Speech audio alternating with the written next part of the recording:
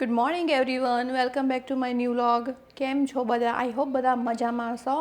અમે લોકો પણ મજામાં છીએ, ફૂલ જલસા કરીએ છીએ અમેરિકામાં. અને આપણે એક નવા વ્લોગની શરૂઆત કરી છે આજે. તો આજે છે સોમવારની સવાર. યસ, સો યા એન્ડ જોબેથી હું ઘરે હજુ તો હમણાં હાલ જ આવી, 1-2 મિનિટ પહેલાં જ સવારે ઓપન કર્યો હતો અને 11 વાગે ઘરે આવી છું. એન્ડ યસ, જો 11:05 થઈ ગયા ફાઇનલી. સો હજી તો કશું તૈયારી કરી નથી આપણે. કિચન તો ખાલી આખું, આ વાસણ ભરેલા હોય પોજરામાં. સો એ તો આપણે ખાલી કરી દઈશું. બાકી આજે ચા તો હું નહીં બનાવું, કેમ કે ઓલરેડી હવે જમવાનો ટાઈમ થશે 1-2 કલાકમાં.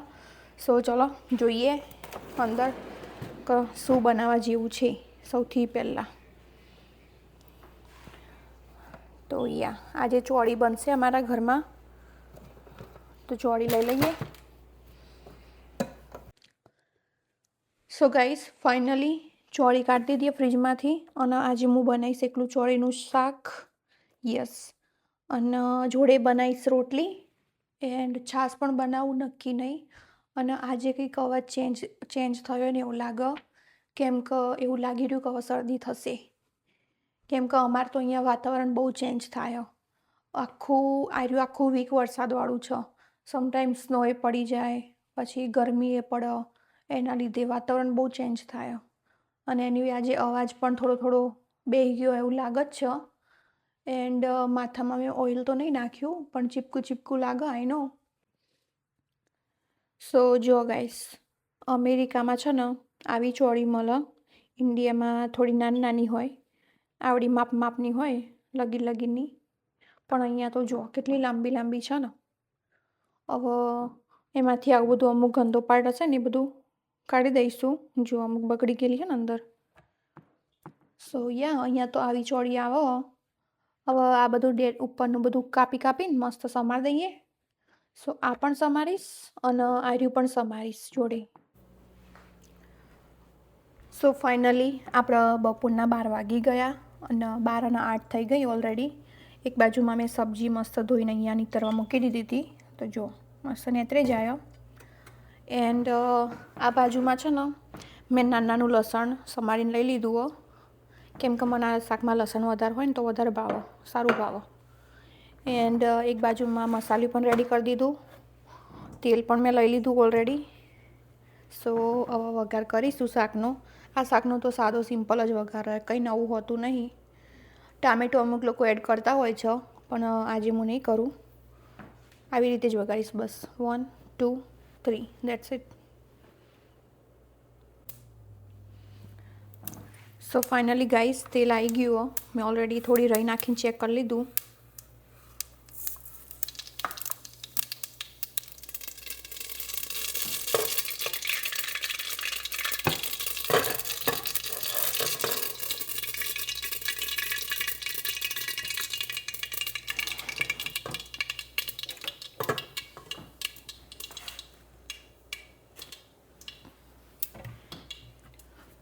અને હવે નાખીશ જીરું, પછી થોડી હિંગ અને લસણ.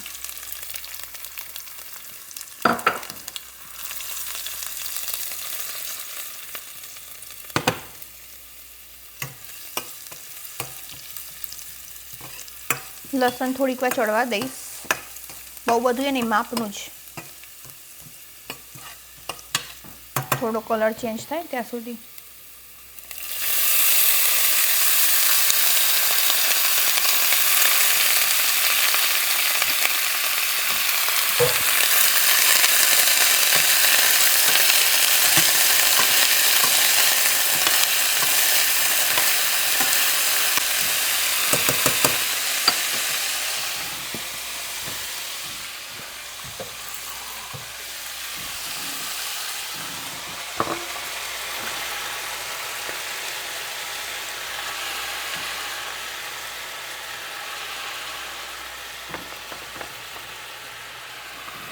હળદર નાખીએ થોડી એવી, અને થોડું સોલ્ટ નાખીશ. મસાલા બધા પાછળથી કરીશ, અત્યારે હાલ નહીં કરું. બરાબર મિક્સ કરી લઈએ. મસ્ત સ્મેલ આવે ચોળીની.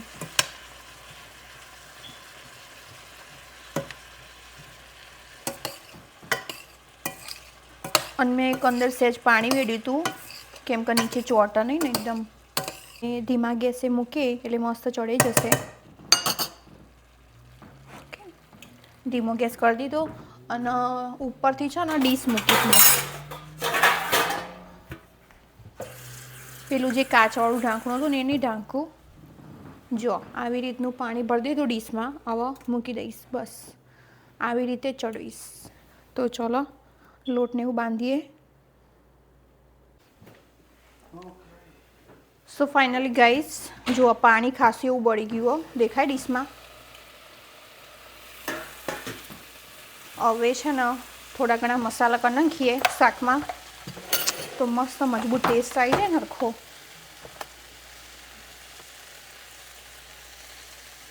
ધાણા જીરું, મરચું, જે બહુ તીખું એ નહીં, બહુ મોડું એ નહીં અને કલરવાળું નહીં આવી રહ્યું.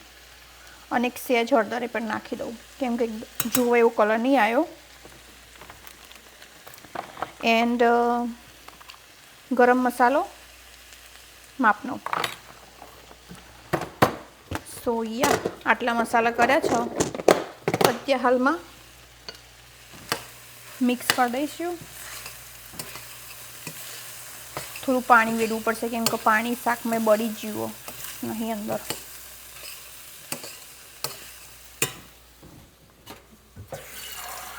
તમે લોકો કઈ રીતે આ સબ્જી બનાવો કમેન્ટ કરજો. કેમ કે બધા ખાસી બધી અલગ અલગ રેસીપીથી પણ બનાવતા હોય. બધાની અલગ અલગ સ્ટાઈલો હોય.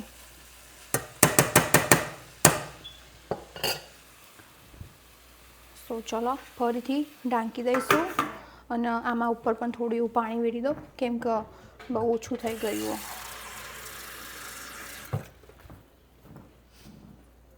ઓકે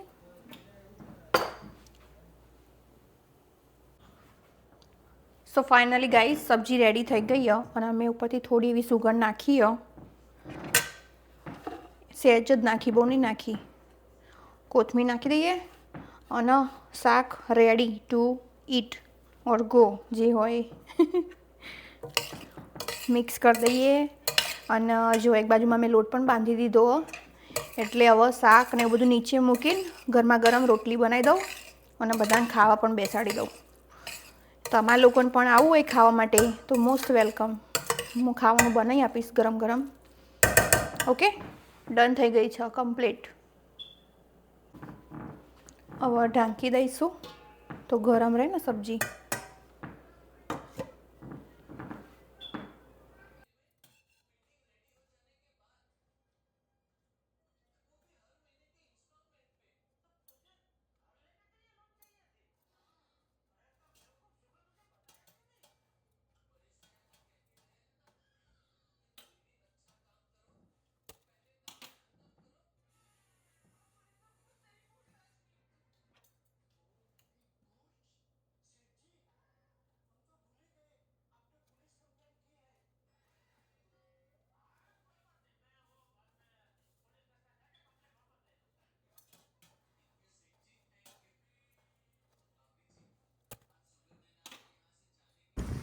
સો ફાઇનલી ગાઈસ જમવાનું કાઢી દીધું ડીશમાં. જો છો ને આ ચોળીનું શાક, આ ગઈકાલનું બટાકાનું શાક અને આ રસ થોડો એવો લીધો માપનો એટલે બહુ થઈ ગયો. અને ખાવા ધ્રુવ આવી ગયો ઘેર.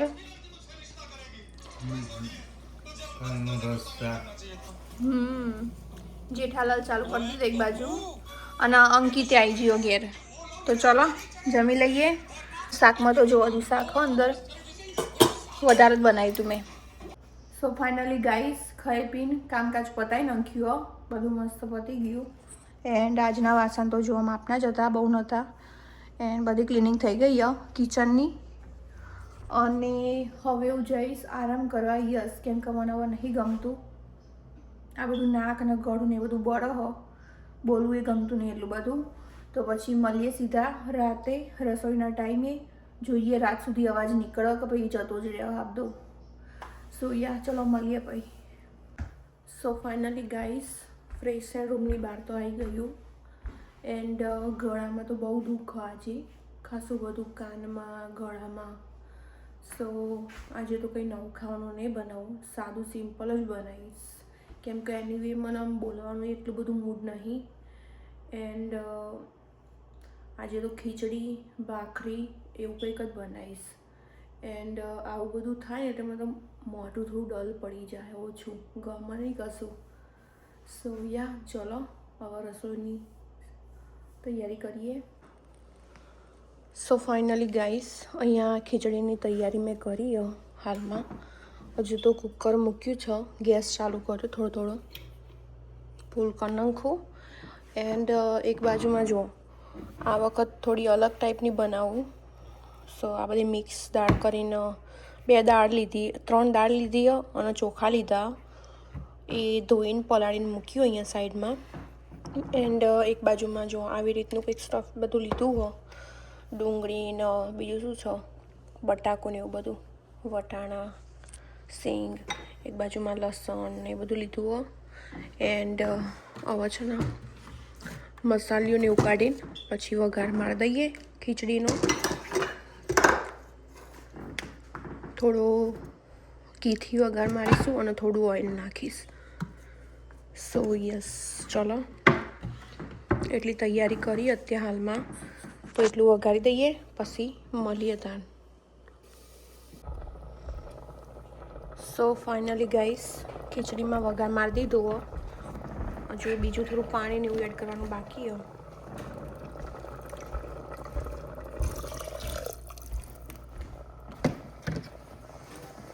તો જો મીઠું બીઠું ચાખીને પછી ઢોકણું વાંકીને સીટીઓ મારી દઈએ તને હવે. ઓકે આપણે અહીંયા ખીચડી રેડી થઈ ગઈ એ સાઈડમાં મેં ઓલરેડી મૂકી દીધી અને પડે એમને એમ જ રાખી શકતા. હાલ આમાં સિટીમાંથી હવા નહીં કાઢી, એમને એમ જ છે, એની અંદર પડે મસ્ત સીજી જાય ને. એન્ડ એક બાજુમાં જો અહીંયા મેં ખાસી એવી કેરીની ચટણી બનાવી દીધી. કેરીની ચટણી મારી ફેવરેટ છે, પણ આજે એટલું બધું કંઈ ખાવાનું મૂડ તો નહીં, ખાઈ નાખીશું એવું નહીં, પણ એટલું બધું મૂડ નહીં. એન્ડ એક બાજુમાં અહીંયા છે ને ભાખરીનો લોટ લઈ લીધો અમે, અંદર સોલ્ટ, ઓઇલ ને એવું નાખી દીધું. હવે લોટને એવું બાંધીને પછી ભાખરી ચાલુ કરી દઈએ. આજે ચા નહીં બનાવવાનો. સો યા ચલો, 9:10 થઈ ગઈ ઓલરેડી, હજુ ધ્રુવ ઘરે નહીં આવ્યો. એન્ડ જો આપણે એક બાજુમાં અહીંયા તમે ભાખરી બનાવવાની પણ ચાલુ કરી દીધી, લોટ બાંધી દીધો ખાસો એવો. આ બાજુમાં ખીચડી પણ થઈ ગઈ, જુઓ આવી કંઈક થઈ ગયો, સારી થઈ ગઈ, નોટ બેડ.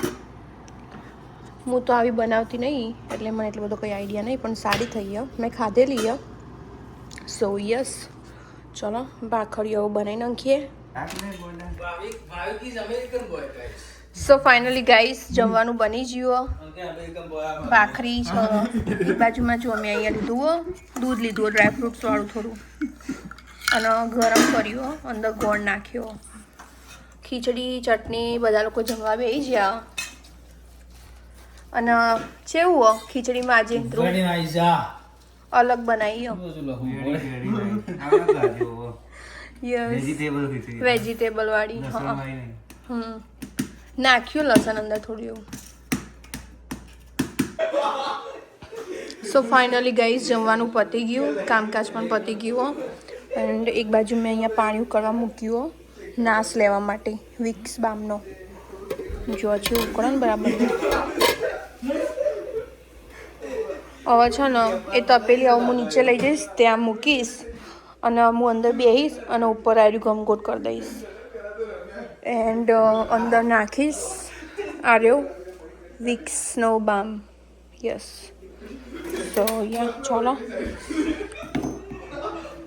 એન્ડ જો આટલા વાસણ થયા આજે તો અંકિતે ધોયા અને મેં ઘસ્યા અને નીચેનું બધું ક્લીન કર્યું ધ્રુવે, તો બધું કમ્પ્લીટ થઈ ગયું કામકાજ પૂરું. હવે આનો ગેસ બેસ બંધ કરી દઈએ. જો આવી રીતનું થોડું ખુલ્લું રાખ્યું. હજુ તો હાલ પાણીનો જ લઉં, થોડીક વાર પછી આયર્યું નાખીશ. સો યા સો ફાઇનલી ગાઈસ નાશ લઈ લીધો અમે વિક્સનો એન્ડ આજનો વિડીયો અહીંયા સુધી રાખીશું. મળીએ આવતીકાલે નવા વ્લોગમાં નવી સવાર સાથે. આજે તો તબિયત સારી નહીં અને કાલે તો આઈ ડોન્ટ નો હું સ્ટોરે જઈશ કે નહીં જાઉં, કેમ કે સારું નહીં હોય તો નહીં જાઉં અને લેટ્સ સી કાલે જોઈએ કેવું રહે છે. તો મળીએ આવતીકાલે. બધાને જય શ્રી કૃષ્ણ, જય માતાજી.